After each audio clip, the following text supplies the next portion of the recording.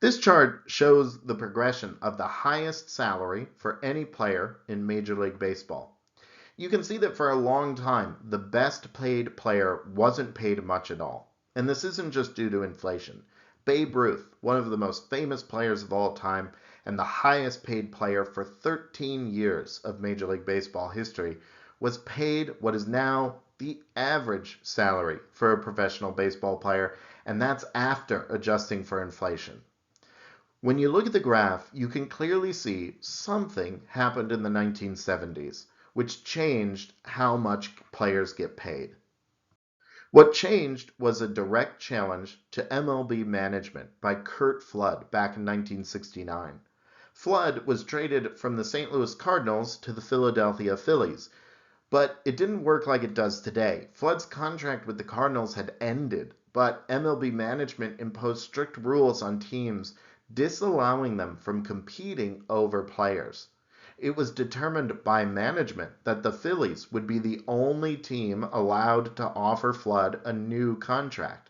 And since he didn't have any other opportunities, Flood had essentially no say in where he went or what he got paid.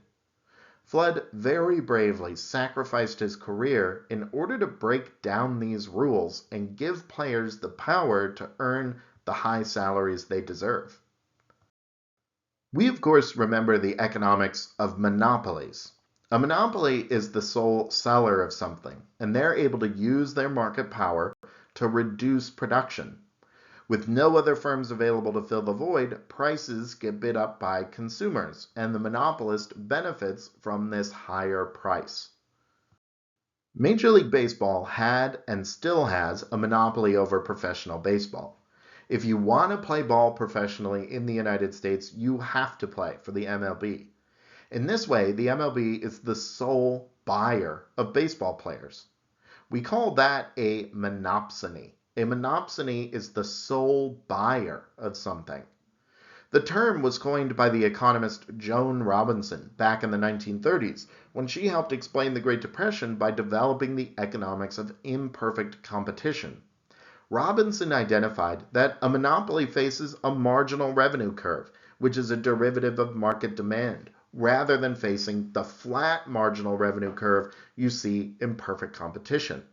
With monopsonies, there's a similar disassociation. Here, the marginal cost curve is a derivative of market supply. Firms or institutions with monopsony power are able to reduce their quantity demanded to the point where marginal cost crosses with their demand. And then suppliers will cut the price down.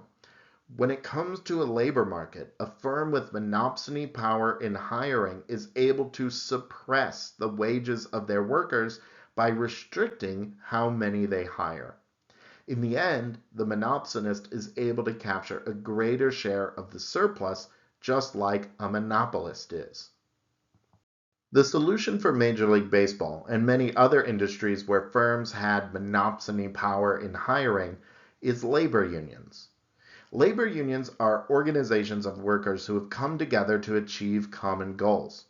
Typically, those goals are to protect the integrity of their trade, improve safety standards, and obtain better wages, benefits, and working conditions. Labor unions will claim that they raise wages for all workers and were and are the driving force behind improving workplace safety standards. But the evidence disagrees with these claims. Countries with lower union membership, like the modern United States, have higher wages than similar countries with higher union membership, like many of the countries of Europe.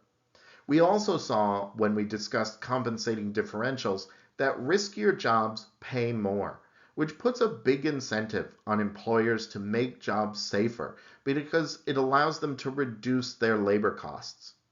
Economists who study these effects have concluded that unions don't raise wages across the board and aren't the main force behind workplace safety. But unions have been effective at raising wages for some groups, rather than everyone together. Unions essentially work like a cartel. They restrict the supply of labor to a particular industry, which causes wages for those jobs to rise.